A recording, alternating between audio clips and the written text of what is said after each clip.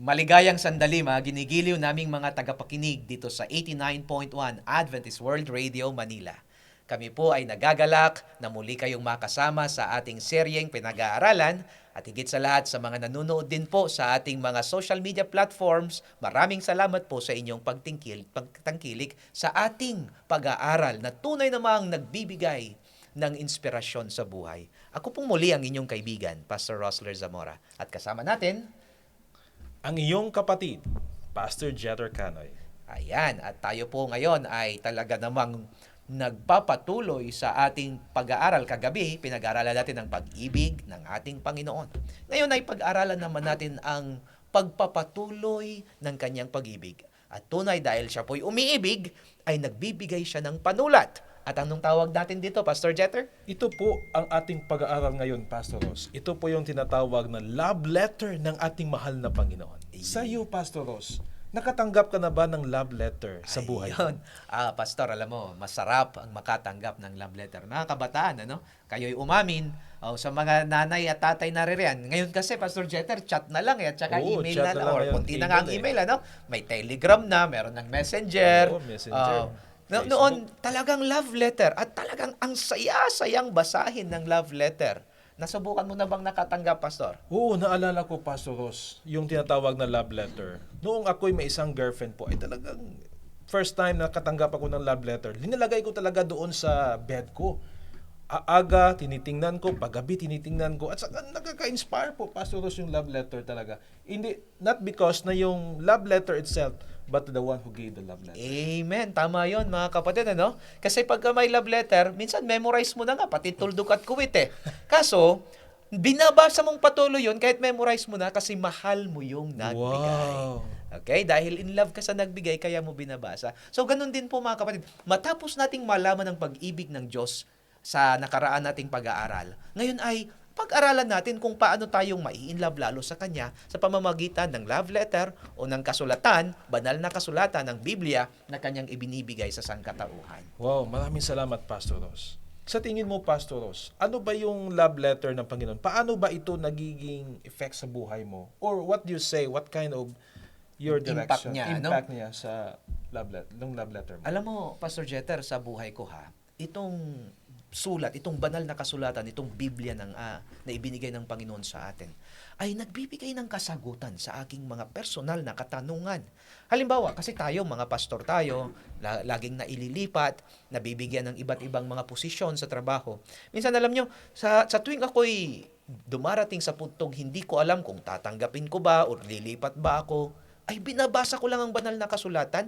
Directly, Pastor Jeter. Ilang beses ko nang nababasa na nagsasabi sa akin, matagal ka nang nag-steady dyan, lumipat ka na. Minsan may mga taong, syempre tayo po ay may mga, minsan nasasaktan tayo, minsan tayo ay nasa pagsasalitaan ng masakit sa ating damdamin. Pag binasa ko yung Biblia, sabi sa akin, ipanalangin mo, mahalin mo ang iyong mga kaaway. Directly na nababasa ko sa mga oras. Sa mga oras na kailangan ko siyang marinig, nababasa ko siya sa Biblia. Personally, that's why ako'y naniniwala na ang Biblia ay sulat talaga personal ng Panginoon sa atin. Wow, amen. Sa iyo, Pastor Jeter. Maraming salamat, Pastor Rose. Alam mo, naarala ko nung marami tayong trabaho, marami akong mga responsibilities, marami akong ginagawa, ay minsan nauubos na yung panahon ko at nasasaktan ako. At yung ginagawa ko, mga kapatid, ay talagang binibuksan ko lang yung banal na kasulatan at ito po yung tagapagtanggol ko sa buhay ko. Especially when I read the Bible, nakikita po, mga kapatid, pag ikaw ay maraming mga problema sa buhay at marami kang mga kaaway, ang banal na kasulatan sa buhay ko, ito lang yung binabasa ko. Ito po ang tagapagtanggol ko, Pastor Ross, yung banal na kasulatan. Baka kayo po yung nag-iisip na palaaway si Pastor Jeter, hindi po yun ang ibig niyang sabihin. Kundi sa tuwing siya po ay, alam mo, may mga hindi naiintindihan o hindi nagkakaintindihan. Alam niyo po, itong Biblia, nagpapacify po ito ng ating mga emosyon. Ganun po katindi ito kasi ito po'y buhay. That's why mapag-aaralan natin mamaya na ang Biblia po ay buhay na naglalakbay kasama po natin. Oh, amen, Pastor Ross. So, Pastor Ross, ano po ang Biblia sa iyo? Ang Biblia ay nanggaling po yan sa Gregong salita na tabiblia or Biblia. Nang ibig sabihin ay small books or books. Maraming mga libro. Kaya po ang Biblia, kung inyo pong titignan ito po ay composed of 66 books. Ano po? Na-divide po siya sa Old Testament at saka sa New Testament. Ang Old Testament ay meron pong 39, samantalang ang New ay meron siyang 27 na mga libro, kaya ito ay tinawag na 66 books. Ito po ay sinulat sa loob ng 1,600 years. Okay. Sa iba't ibang kontinente ng mahigit 40 mga authors from different walks of life. Wow. May hari, mayroong pastol, may Praise the mangingisda, may maniningil ng buwis, may doktor, may prosecutor. So iba-iba po ang mga author. So balit ito po ay nagbibigay ng inspirasyon sa bawat bumabasa. So, mga kapatid, kung ating titignan po dito sa 2 Timoteo 3, Pastor, pakibasa mo nga. 3:16 hanggang 17. Basahin ko po mga kapatid. Sabi niya, ang lahat ng kasulatan ay kinasihan ng Diyos at pakikanabang sa turo, sa pagsaway, sa pagtutuwid, sa pag-uugali ng katwiran, upang ang tao ng Diyos ay maging ganap na natuto sa lahat ng mabubuting gawa. So, nakangahulugan nito, Pastor, na ang Biblia pala ay kinasihan. Kinasihan ng Diyos. Ang Gregong ginamit dito ay theopnestos. Mga kapatid, na ang ibig sabihin ay hininga ng Diyos. Oh, wow. Anong ibig sabihin nito, mga kapatid? Pag hininga ng Diyos, ibig sabihin merong direktang influensya ang Panginoon sa banal na kasulatan. Sa Kanya nanggaling, hininga niya ito. Ibig sabihin, salita niya na ito na ibinigay niya sa tao, na isinulat ng tao upang ating maunawaan. So it means, Pastor Ross, ito pala yung Biblia ay pinatuyan na ng talagang ito ng bawat bahagi ay mahalaga at may autoridad mula sa Diyos. Layunin itong ihanda sa bawat mabubuting gawa at tulungan tayong mamumuhay ng ayon sa kalooban ng Diyos. Naalala ko, Pastor Ross, yung kaibigan ko na lawyer. Mayroon tayong tinatawag na Philippine Constitution. Ito pala yung Philippine Constitution. Ito po yung basyanan ng saligang batas ng Pilipinas. So the Bible is the Constitution of heaven also, Pastor Ross. Yan, nakakatuwa, no? So, kung sinabi natin Constitution, naalala natin yung 1987 Constitution, Pastor, tama. Pinamemorize sa atin yan sa kolehiyo. Yung may preamble, we, the Filipino people, di ba? So, mga kaibigan at mga kapatid, ganun din po ang Biblia, no? Ito daw po yung konstitusyon, no, basihan ng government, pamahalaan ng ating Panginoon. Amen. Tama. Kaya kailangan din po natin itong basahin at pag-aralan po talaga upang magbigay gabay sa ating buhay. At again, ito po ay hindi lamang batas nagpaparusa. Ito po ay love letter ng Panginoon upang mapabuti ang ating mga buhay. Wow, amen. Isipin na lang isang sculptor na binuo ng isang hilaw na bato at ginagawang isang magandang estatwa, Pastor Ross. At ang bisyo ng kasanayan ng artistang naglalagay ng hugis at layunan sa bato, gayon din ang Diyos, mga kapatid, ay nagbibigay ng buhay sa mga salita ng kasulatan. Yan po pala ang effect ng Biblia. Gusto ko po yung pananagalog ng mga Ilonggo na ating mga kasamahan. Hilaw na bato. Ayan. So mga kapatid, ibig sabihin ito po ay walang design. Ito po ay raw, material lamang. Pero yung sculptor, mga kapatid, inuukit niya po iyan. Inuukit niya ng maganda hanggang sa lumabas po itong napakaganda. At nandoon yung kanyang yung image ng sculptor nandoon talaga, Pastor. Wow. Yung skill ng sculptor lumalabas sa kanyang ginawang imahe. Wow, so ganun din daw po yung Biblia. Yung image ng ating Panginoong tagapaglikha natin naririto sa kanyang banal na kasulatan. Kaya pag binasa natin ito, nakikilala natin siya, mga kapatid. Wow. At ang sabi dito ay mapapakinabangan natin ang salita ng ating Panginoon. Maraming salamat, Pastor Rose. Nakikita natin, mga kapatid, mga kaibigan. So, Pastor Rose, bakit natin dapat paniniwalaan ang banal na kasulatan? Gandang tanong yan, Pastor. Bakit natin kailangang paniwalaan ang Biblia? Alam niyo, may nagtanong sa akin yan eh. Yeah. Sabi niya, Pastor, bakit mo paniniwalaan ang Biblia? Sinulat lang ng tao. Oo nga. Maraming nagtanong. May narinig din akong sagot, pero hindi ko sinagot. Ang sabi niya, buti nga tao ang nagsulat kung mga hayop ang nagsulat niyan, hindi din natin lalong naintindihan. Ayan po ay pilosopong mga kasagutan. Pero ito po yung tinasabi natin. Basahin nga natin, Pastor, sa 2 Pedro 1:20 hanggang 21. Basahin natin mga kapatid. Alamin mo na ito na walang propesiya sa kasulatan at pinapaliwanag ng sarili, sapagkat hindi sa kalooban ng taong dumating ang propesiya noong una, kundi ang mga banal na tao ng Diyos ay nagsalita na pinapatumayan ng Espiritu Santo. Maganda pala, Pastor Ross. So, Pastor, ganito yan kasi. Ang Biblia daw ay sinulat ng mga taong kinasihan. Yung word na kinasihan, ang ginamit dyan ay phero. Sa Greek. Nang ibig sabihin pala niyan ay pinatnubayan sila ng Diyos.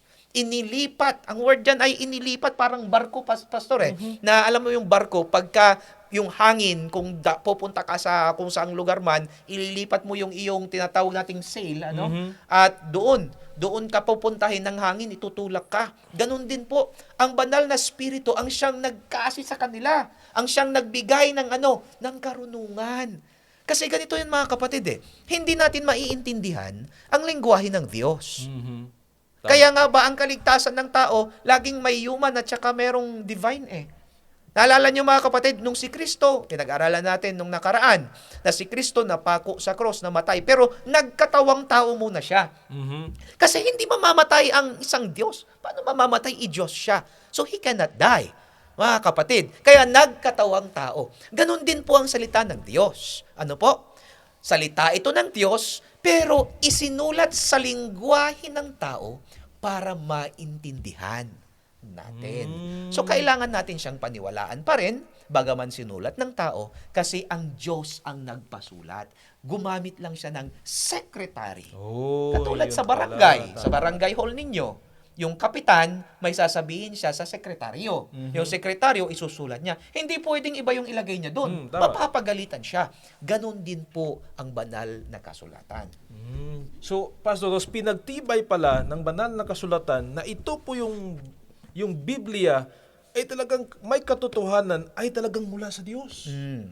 So, pag mulang ito sa Diyos, hindi maapektuhan ang kanilang opinion.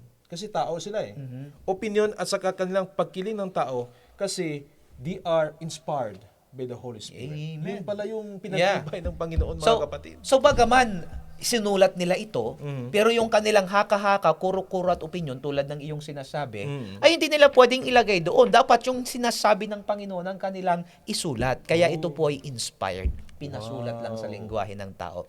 The message is unfallen. Only the language. Yung lingwahe lang ng tao. That's why it's really right talaga na masabi natin, mga kapatid, na yung banal na kasulatan is really perfect from the Lord.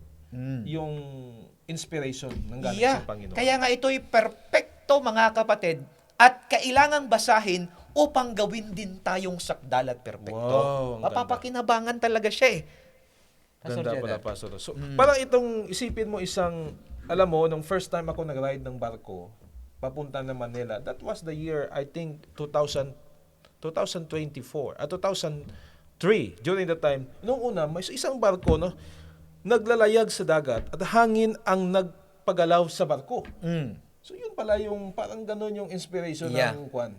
Hindi po yung barko ang lumalakad, pero yung hangin pala yung nagtutulak. Tulad nung sinasabi natin kanina. Saan natin to magagamit? Bakit natin to babasahin? Sinasabi po dito, mga kapatid, napapakinabangan una sa pagtuturo. Paano natin ituturo ang tama? Kasi, mga kapatid, madaling magturo kung alam mo yung ituturo mo. Tama. Di ba? Kung hindi mo alam, ikaw nga hindi natuto. So, ang sabi ng banal na kasulatan, so ito ang Biblia, pag binasa mo, ay tuturuan ka niya ng tama sa pagtuturo. Sa Sa pagsaway. Yun ang ibig sabihin ng pagsaway. Halimbawa, merong gumagawa ng hindi tama, dahil alam mo yung Biblia, tuturuan mo siya, masasaway siya. Ibig sabihin, pahihintuin sa maling ginawa. Pangatlo, sa pagtutuwid. Anong ibig sabihin sa pagtutuwid? Ngayon, sinabihan mo siya, mali yan mali yung ginagawa mo. Ano yung gagawin ko dapat? makukuha yan sa Biblia. Yung pagtutuwid, mga kapatid, ay matapos mong sabihang mali yung ginagawa, ano dapat ang gawin? Yun ang pagtutuwid. Para saan? Para sa katwiran, upang ang tao, ang sabi niya, ng Diyos ay maging ganap at matuto sa lahat ng mabubuting gawa. Kaya Wow. napakahalaga. O mga magulang, ipapasayaan natin ang ating mga anak magbasa ng Biblia upang matuto sa mabubuting gawa. Wow, napakaganda po, Pastor Ross, yung explanation mo po. Ay talagang yung ating tagapakinig ay talagang na-inspire ngayon, no? Kasi yung inspiration na sinasalita mo ay galing sa Panginoon. So ano po Amen. yung layunin ng Biblia po, Pastor Ross? Yeah. Anong goal? Ano ba yung layunin ng Biblia sa buhay natin? Basahin nga natin, Pastor, sa Juan 20, versikulo 31. Okay po, basahin po natin mga kapatid. Sabi niya doon, ngunit ang mga bagay na ito ay isinulat upang kayo'y maniniwala na si Jesucristo ang anak ng Diyos. At upang sa pamagitan ng pananampalataya ay magkaroon kayo ng buhay sa kanyang pangalan. Wow! Napakalinaw pala, Pastor. Ano po, sa ating binasa, na ang Biblia ay hindi lang para gawin tayong marunong, para alam natin yung tama. Ang goal pala talaga niya ay upang ituro tayo. Kanino? Kay Kristo, kay Jesus. To introduce Jesus in our lives. Kaya nga dito sa Juan 5, di ba po? Sinasabi diyan na, basahin natin, Pastor, kasi gustong-gusto ko. Gustong-gusto sige. kong sabihin sa lahat, mga kapatid, na minsan, parang binabasa natin ng Biblia para matuto tayo, may maisagot tayo sa mga tanong, o pag nakipagdebate, or baka may alam lang din tayo sa Biblia. Pero ano po ang sinasabi dito sa 39 ng Juan 5? Sabi niya, sinasaliksik ninyo ang mga kasulatan sapagkat iniisip ninyo na sa mga iyon ay mayroon kayong buhay na walang hanggan. Sabi niya, kayong mga Pariseo, minememorize nga nila to, Pastor, eh. Oh, ang ganda pa. Memorize nila ito. Maging mga tuldok at kuwit. Iniisip kasi nila, kapag na-memorize nila, nasunod nila, ay magkakaroon sila ng buhay na walang hanggan. Pero sabi ni Jesus, mali. Hindi yan yung magandang goal yan. Maganda yan na pinag-aaralan mo. Pero yung purpose ay ano? Kaya sabi niya dito, at iyon, sabi niya, na buhay na walang hanggan, at iyon ang nagpapatotoo tungkol sa akin. Dapat pala, ang unang mangyari sa pagbabasa mo ng Biblia ay makilala mo si Kristo. Wow. Hindi para magkaroon ka ng talino, malaman mo yung tama at mali, bagaman kasama yan. Pero ang pinakamahalaga pala ay yung makilala mo si Kristo. Amen. Praise the Lord, Pastor Ross. Kung titingnan mo, Pastor, based sa sinabi mo kanina, alam mo yung mga kapatid, yung Biblia, hindi lang po ito ay makikita natin yung history. Kasi maraming mga scientists or mga historical people, they are basing upon their study sa Bible. Tama yun. Pero alam mo, Pastor Ross, mga kapatid, ang pinaka-the best na mabigay ng banal na kasulatan sa atin, ito po ang sinabi niya kanina, pagtuturo kay Kristo. At ang banal na kasulatan, mga kapatid, tandaan po natin, lagi niyang ituturo ang ating Panginoon. Sa Old Testament, makikita natin na itinuturo pa lang, sa Genesis pa lang Genesis 3:15, yung proto-evangelion, kung sabihin, yung unang gospel, mga kapatid, ayan itinuturo na si Kristo ay darating, ang mga kapatid, upang tayo po ay kanyang tubusin. At makikita natin ang mga propesiya hanggang sa Malakay, tumuturo ito kay Kristo. Ngayon, dito sa Matthew, Mark, Luke, and John, ito yung tinatawag nating synoptic gospel. Magandang pabalita. Ano po ito? Tungkol sa buhay, kapag kakasilang, sa ministeryo at sa kamatayan ni Kristo at sa kanyang pagkabuhay na magmuli.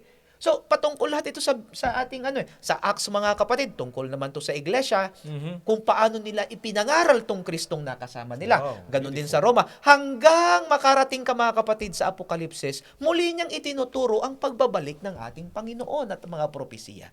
So, ano po ang tinutukoy ng Biblia? The Bible is talking about God. Wow, praise the Lord, Pastor Ross. So, it means, brothers and sisters, mga kapatid, parang yung Bible pala, Pastor Ross, ay parang siyang mapa. Na tinuturo tayo kung ano yung destination natin.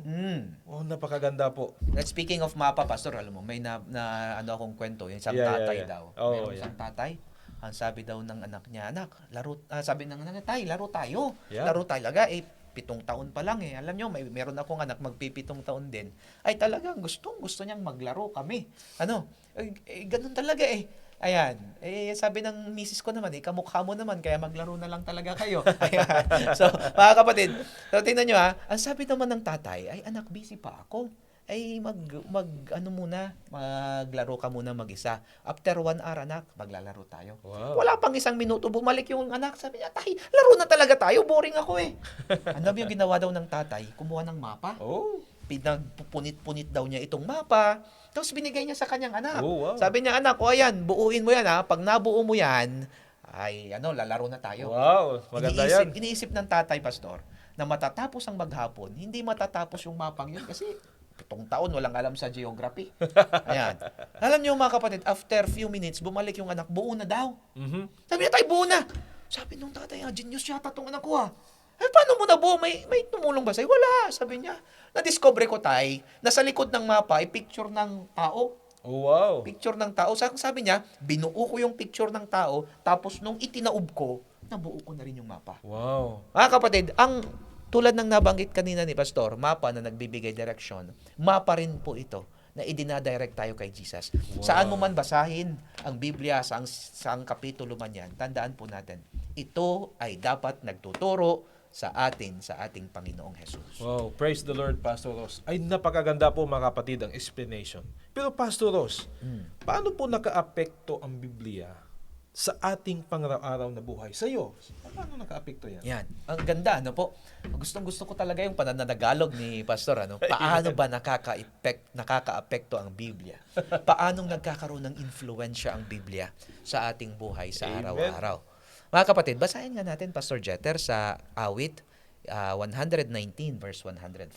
Basahin ko po mga kapatid ang sinabi ni Pastor Ross sa Awit 119 verse 105. Sabi niya dito, ang iyong salita ay isang ilaw sa aking mga paa at isang ilaw sa aking landaw. Wow, napakaganda ng verse po, Pastor Ross. Sabi niya, ang salita ng Diyos ay ilaw daw po, liwanag sa sa landas natin at ilaw sa ating mga paa. Anong ibig sabihin po nito?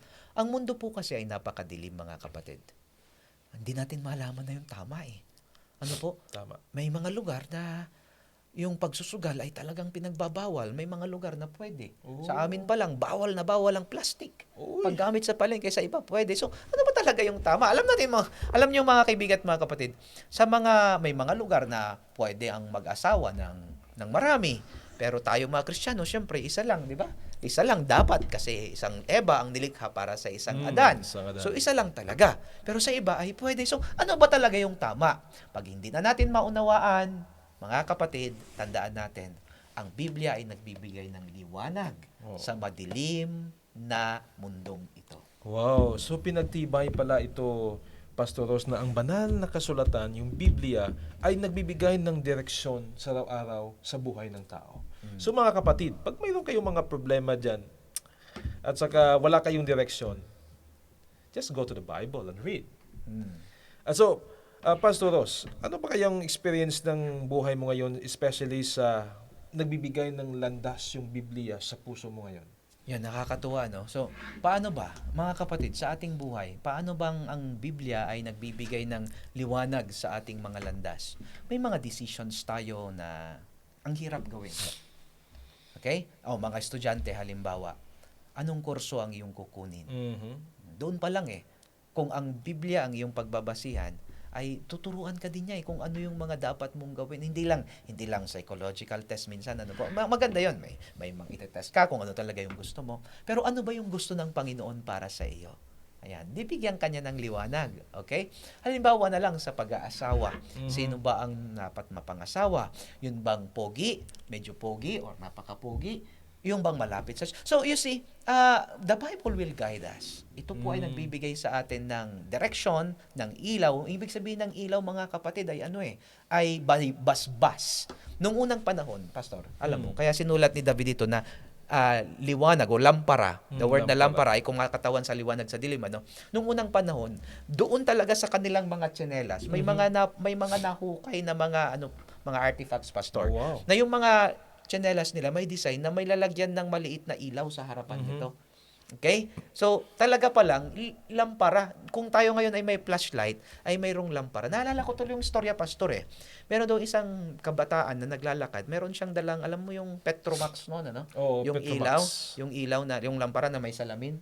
Samantala daw siyang naglalakad sa dilim, biglang may tumapik sa lampara. Mhm. Buti, hindi namatay yung lampara. Nung tinignan niya, ay meron daw isang ahas na napakalaki. Mhm. Ayun na pala yung tutuklaw sana sa kanya. Oh. Buti nakita niya. Mabuti lang may lampara. May lampara. Wow. So ito po ay nagbibigay ng kaliwanagan sa hindi natin maintindihan mga sitwasyon. Sabihin sa madilim na landasin natin, nagbibigay po ito sa atin ng gabay. Tama. Upang, ano bang nakakatakot sa dilim, Pastor? Di ba? Oo. Kapag nasa dilim ka, hindi naman tayo natatakot sa multo. Kundi natatakot tayo kasi, baka matipalok, Tipalo tayo. baka tayo madapa, Madapa, may maapakan tayong nakakasakit, kasi madilim eh. Madilim. Madilim, hindi natin alam eh. Sa mundong ito na madilim, baka masaktan tayo o makasakit tayo, maganda na meron tayong guide, ang banal na kasulatan. Tama. At saka yung pinaka-the best mga kapatid, ang lampara, yung Biblia, ay talagang direction talaga. Patungo sa yung kung saan ka pupunta. So, Pastor Ross, yun po yung sinasabi mo na layunin ng Biblia. So, sa buhay mo ngayon, alam ko, you are still young, you are a pastor, and you are a worker of God. So, paano yung Biblia nagbago sa buhay mo? Ay, napakaganda, no? Alam nyo, may mga times talaga, Pastor, na sa tuwing umaga, ito na siguro dapat nasa DNA natin ito, nakasa-insert na sa sistema ito. Na sa tuwing umaga, anong muna nating tinitignan? Di ba? Mga cellphones, kung may messenger, kung may mga messages tayo. Pero ang sabi niya ay napakahalaga na itabi mo muna yung cellphone, huwag mo munang hawakan. Amen. Hawakan mo muna yung Biblia mo at magbasa ka muna, tanungin mo muna ang Panginoon. Panginoon, anong mensahe mo sa akin ngayon? Yeah. Alam nyo, meron akong isang magaling na author, ang sabi niya, hindi ako lalabas ng bahay unless alam kong may mensahe ang Panginoon sa pinagbabasa ko sa Biblia. Ang sabi nga ni Theodore Roosevelt, yung presidente natin noong World War I sa US. Nila pala, hindi natin. Feeling ko tuloy, US citizen tayo, Pastor. Oo, malapit na. Di ba punta ka doon? Okay. So, Pastor, alam nyo, ang sabi dito ay ang sabi ni Theodore Roosevelt, sabi niya, a thorough knowledge of the Bible is more than a college education. Wow, ang ganda ng statement. Ang matinding kaalaman, ang mayamang kaalaman sa Biblia, ay higit pa daw po ito sa pag-aaral ng kolehiyo. Kaya pag ako may mga nakikita mga elders sa church, mga talagang mahilig sa Biblia, mga kapatid, kung gusto niyo pong matuto talaga, lapitan ninyo yung mga talagang mga hihilig magbasa ng Biblia at marami kayong matututunan sa kanila. Pastor, sa aking personal na buhay, palagay ko, ang Biblia nagpapatalino talaga. Nagpapatalino talaga ang Biblia. Wow. So, maganda po, Pastor Ross, yung sinasabi mo ay nakasulat pala sa banal na kasulatan. Basahin ko po dito sa Roma chapter 12 verse 2. Yung sinabi niya kanina, at huwag kayong magpakasunod sa takbo ng sanlibutang ito, kundi magbago kayo sa pamamagitan ng pagbabago ng iyong pag-iisip upang mapatunayan ninyo kung ano ang mabuti at kalugod-lugod at lubos na kalooban ng Diyos. Wow. Amen.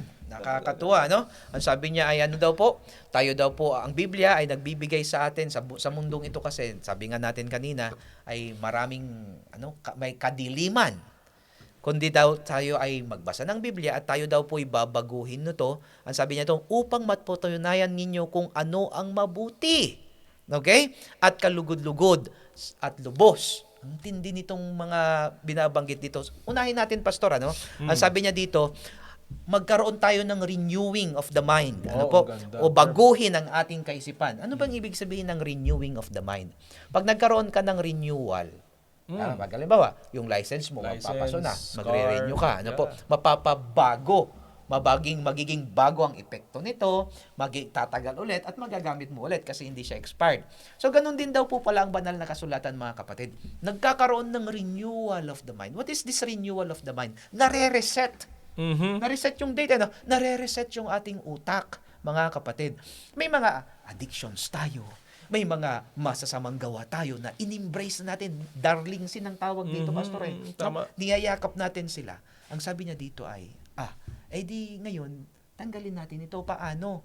Paano natin matatanggal yung mga ugaling nakasanayan na, yung mga masasamang gawi na talagang nayakap na at tumubo na sa ating pagkatao? Ang sabi ng banal na kasulatan, mga kapatid, pag binasa natin ang Biblia, ire-reset niya yung ating kaisipan at babaguhin tayo. Wow, napakaganda po, Pastor Rose, no? So ito pala yung tinatawag na yung salita ng Griego, yung metamorpho. Grabe pala ito, Pastor Rose, na yung Griego na salita na metamorpho, it means magbago. Bakit po ito tinatawag, Pastor Rose, na magbago?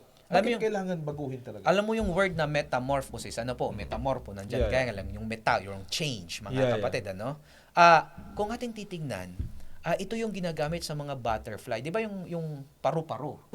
Bago yan naging paru-paro, isa muna yung caterpillar, Oh. uod, tapos naging cocoon, tapos naging pupa. Bakit po? Kasi kailangan yung pagbabago nila ay katulad ng isang ahas naman, pag nagbago yung kanya, 'di ba? Nagbabago din yung ulupong, Oo nga. Pero ganun pa rin yung itsura, kumintab lang. Oo. Pero yun pa rin. Okay? Itong caterpillar, ito talaga yung metamorphosis. Nagsisimula kasi ang tunay na pagbabago, ang sabi niya ay sa loob patungo sa labas. Oh. Alright? So pag binasa mo ang Biblia, nalalaman mo yung mga prinsipyong tama, yung prinsipyong mali na kailangang iwasan. Ang pagbabago mo ay hindi mula external, kundi mula internal, mula sa iyong puso, mula sa iyong kaisipan, nalinawan ka ng tama eh. So magmumula sa loob yung pagbabago, patungo sa labas. Yan po yung tinatawag nating metamorphosis. Gusto kong basahin ang sinabi ni Mrs. White, Sige, Pastor, sige, basahin. Sabi niya, the Bible is God's instrument of reformation, Wow. transforming the life and character of those who are open to its influence. Kung bukas lang tayo sa influensya ng banal na kasulatan, tunay na magiging matindi ang kanyang impact na dadalhin sa ating buhay. Yeah, Pastor Ross, meron akong naalala sa tinatawag mo ito ng metamorpho. Balik mo ako doon. Kasi para din tayong uod na naging paru-paro. Kasi noon, mga kapatid, sa buhay ko, ay talagang sabi ng aking nanay, you are uod. Naging uod daw ako kasi parang unti-unti binapatay ko siya. Kasi talagang marami akong ginawa na mga hindi maganda at ang yung nanay ko ay mayroon na siyang illness na goiter kasi pasaway ako talaga. Nanalangin siya, Panginoon, maawa ka, baguhin mo yung anak ko kasi mahal na mahal ko siya. Alam mo ang nangyari, from uod naging paru-paro sa pamagitan ng prayer at binagwa ko ng Panginoon. So, Pastor Ross, ay talaga yung pagbabago pala ng tao ay hindi ito makukuha pag wala ang Panginoon. Amen. Amen. Ang Panginoon. Praise God, Pastor. So, sa iyo, Pastor Ross, ganun din yung buhay mo ay talagang noon paru-paro ka na talaga? Butterfly, So, mga kapatid, lahat naman tayo may mga kahinaan tayo. Okay, lahat okay. naman tayo ay dumaan sa...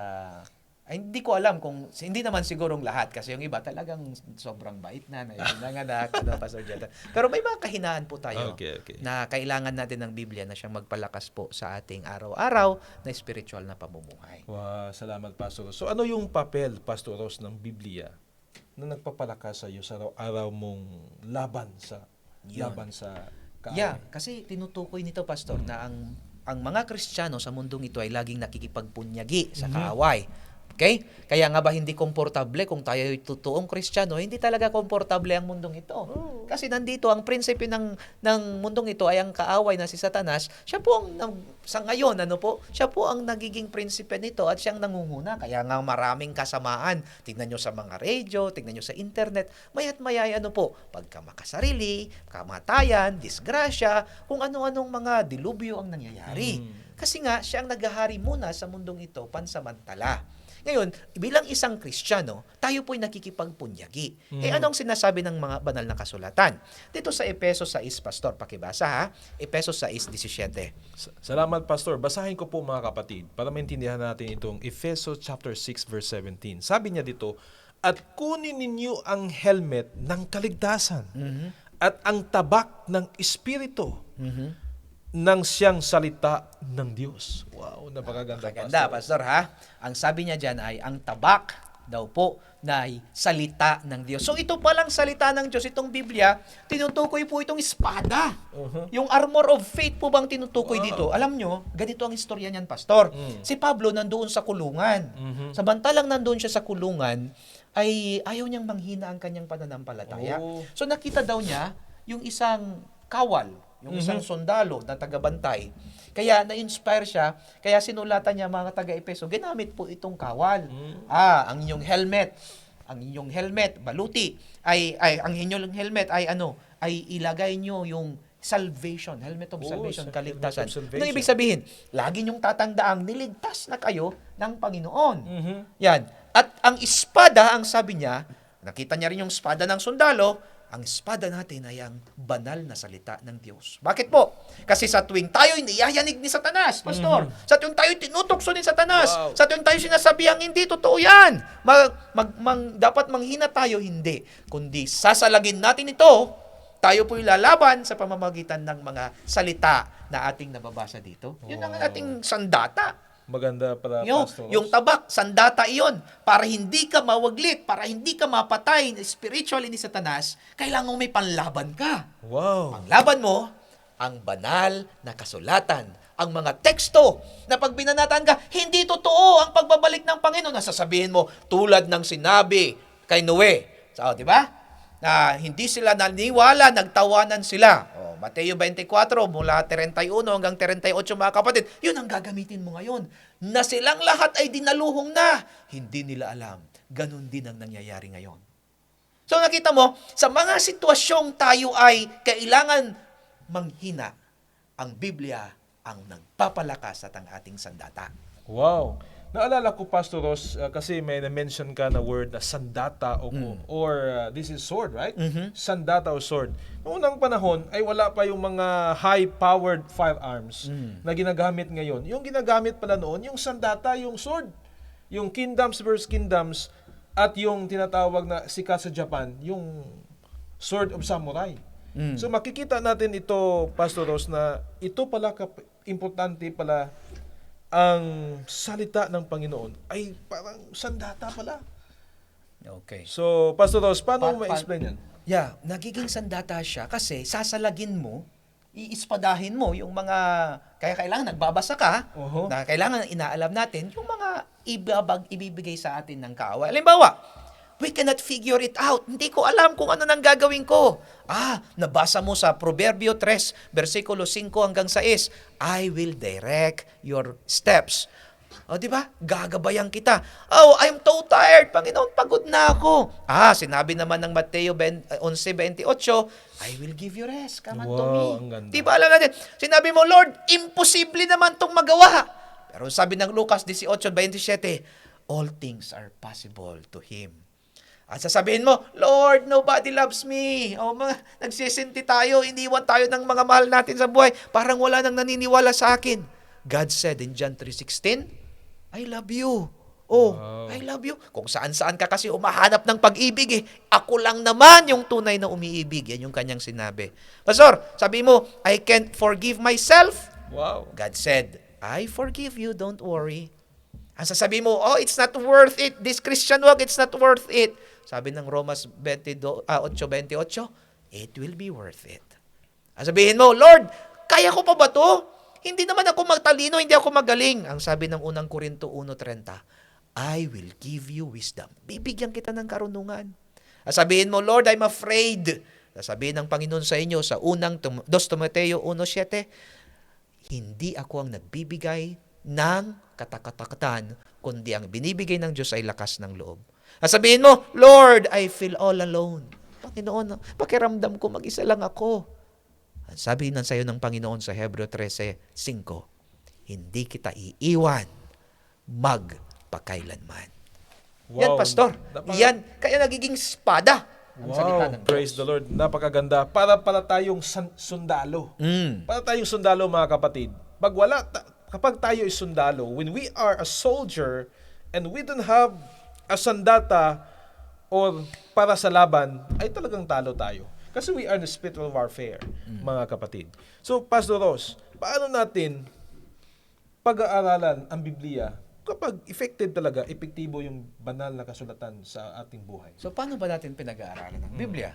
Eh di, pag-aralan natin ito ng maigi. Paano? O, basahin natin, Pastor, ha? Pakibasa, Pastor. 2 Timoteo 2, versikulo 15. Okay, maganda po ito mga kapatid. Makinig po tayo. Sabi, magpursige upang iharap ang iyong sarili sa aprobado sa Diyos. Isang manggagawa na hindi kailangan mapahiya, na gumawa ng tama sa salita ng katotohanan. Galing, ano? Di ba? Ang sabi niya dyan ay magpursige. Ha? Study to prove thyself. Ang sabi niya sa English. Ganda, Approve unto God. Rightly dividing. So, you have to diligently, kailangan meron kang ano, pag nag-aral talaga, aral talaga. Ituon yung sarili, mga kapatid. Hindi yung, magbabasa ako 1 chapter a day para matapos ko yung Biblia sa loob ng ilang taon, 2 taon, 3 taon. Para lang matapos masabing natapos ko ang Biblia, kaya ako magbabasa. Wrong. Ang sabi niya dito ay, pagpursigihan mo, diligently, ha? May marubdob na pusong pag-aralan ang bawat salita ng Diyos. Bago mangyari yan, of course, inihiling natin ang banal na spirito na siyang magbigay sa atin ng karunungan. Kasi marami tayong hindi kayang ipaliwanag. Pagkatapos niyan ay buong puso nating pag-aralan. Wow. Bigyan ng oras, paglaanan, mga kapatid, bago po upang atin po itong maintindihan. Wow, praise the Lord. Naalala ko, Pastor Ross, ng ministry ni Timoteo, nakasama niya si Paul. Ang sabi ni Paul sa kanya, Timoteo, you have to study and diligently and search the scriptures. Kasi yan ang laban mo. Yan ang parang bibigay sa iyo para maunawaan mo talaga kung ano yung sinasabi ng banal na Diyos. Yun pala yung Pastor Ross. Kahit nga si Paul, nagsabi siya sa kanyang assistant na si Timoteo. Pastor Ross, ano po yung masasabi mo sa totoong word na tamang paghahati? Parang, Yeah. parang orthomeo. Ito, mga kapatid, ay galing sa word na orthotomeo, nang ibig sabihin ay rightly dividing or tamang paghahati. Bakit? Kasi ang Biblia, mga kapatid, nung isinulat po ito, ay walang ito noon, walang chapter noon, at wala itong mga verses, kapitulo, versikulo. Wala po noon ito. Ito lang po ay sinimulan ni Stephen Langton. Isa po si Stephen Langton na professor, isa po siyang scholar na nilagyan po nila ng text at verse para hindi mahirap hanapin. Bakit? Tingnan mo, Pastor, ha? Itong libro pa lang ng Isaiah ay 25 meters scroll ito. Oh, like that? Kung wala itong division, ay di hindi mo, pagka may nabasa ka, paano mo hanapin ulit yun? Babalikan mo ulit, hanapin mo. 25 meters scroll yan. So, anong ginawa? Nilagyan po ito ng text, pinagati-hati sa mga verses and text. Kaya pag binasa natin ang Biblia, mga kapatid, yung mga text dyan, ay hindi yan yung pagkakahati ng teksto, hindi po. Yan po ay nilagay lang para mas madali nating maunawaan. Anong gagawin dapat? Pag binasa natin ang Biblia, yung konteksto, Pastor, yung konteksto, ano yung pinag-uusapan? Kailangang buo yung ating kaisipan doon para we can rightly ortoteo, you can rightly divide the word of truth. Dapat tama yung iyong pagpapaliwanag. Hindi out of context, hindi decontext, hindi misuse of the text, kundi contextual interpretation, kung ano yung sinasabi ng konteksto at ng teksto, kailangang maipaliwanag ng tama. Wow, napaganda. Para pala itong naalala ko, mga kapatid, pagpatayo ng bahay, kailangan pala ng karpentero. Talaga yung pagsukat ng mga numero, kailangan nasa tama para yung bahay ay maganda talaga. Pag mayroong lindol, ay mahirapan ang lindol na mag-destroy sa bahay kasi nasa tama talaga. Parang ganun din yung sinasabi ng banal na kasulatan, mga kapatid. So, Pastor Ross, ano ang pinakahuling layunin ng Biblia? Okay. Mga kapatid, ang Biblia ay napakaseryoso po nito sa ating kaligtasan. Kaya nga ba, ang sinasabi po dito sa Apokalipsis, gusto kong basahin, Pastor. Sige po. Dito sa Apokalipsis 22, ang talata po ay 18 hanggang 19, ay masusumpungan natin dito kung paanong napakahalaga na maunawaan natin ng husto ang Biblia. Ang sabi po dito sa 18, aking binabalaan ang bawat taong nakikinig sa mga salita ng propesiya ng aklat na ito.